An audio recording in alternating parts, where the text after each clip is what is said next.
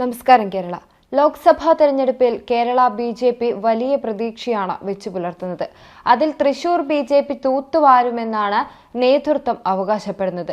തൃശൂർ ഞാനിങ് എടുക്കുക 2.0 ശേഷം അത് സാഫല്യത്തിലാകുമെന്ന് സുരേഷ് ഗോപിച്ചേട്ടനും വിചാരിക്കുന്നുണ്ട്. തൃശൂർ ലോക്സഭാ മണ്ഡലത്തിലെ തൃശൂർ, നാട്ടിക, ഇരിങ്ങാലക്കുട നിയമസഭാ മണ്ഡലങ്ങളിൽ മുന്നിലെത്തുമെന്ന് ബി.ജെ.പി. ജില്ലാ ഘടകം കേന്ദ്ര സംസ്ഥാന നേതൃത്വത്തിന് സമർപ്പിച്ച കണക്ക് പറയുന്നു. എത്ര വോട്ടിന് സുരേഷ് ഗോപി വിജയിക്കുമെന്ന് പ്രവചിക്കുന്നില്ലെങ്കിലും 20,000 വോട്ടിനെങ്കിലും മുന്നിലാകുമെന്നാണ് സൂചന നൽകുന്നത്. തൃശൂരിൽ 10,000 വോട്ട് വരെയും മറ്റ് 2 മണ്ഡലങ്ങളിൽ 5,000 വോട്ട് വരെയും മുന്നിലാകുമെന്ന് പാർട്ടി കണക്കെടുപ്പിൽ വ്യക്തമായിട്ടുണ്ടെന്നും ഇവർ പറയുന്നു.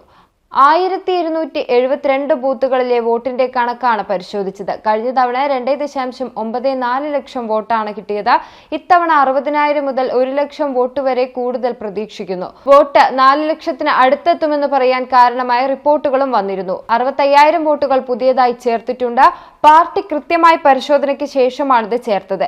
ഇതിൽ 60,000 വോട്ട് പോൾ ചെയ്തിട്ടുമുണ്ട്. ഇതിനൊപ്പം സുരേഷ് ഗോപി പ്രഖ്യാപിച്ച വികസന നയവും വോട്ട് കൂടാൻ ഇടയാക്കും.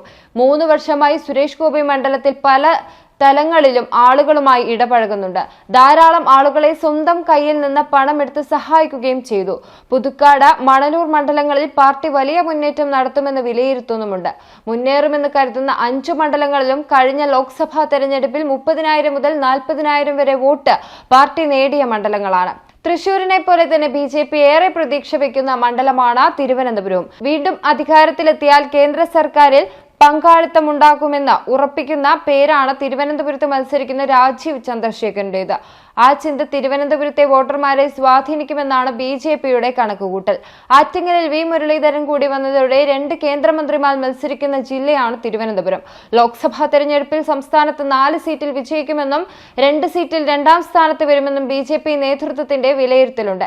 ഏതാണെങ്കിലും കേരളത്തിൽ ബി.ജെ.പി. വലിയ പ്രതീക്ഷയിലാണിപ്പോൾ.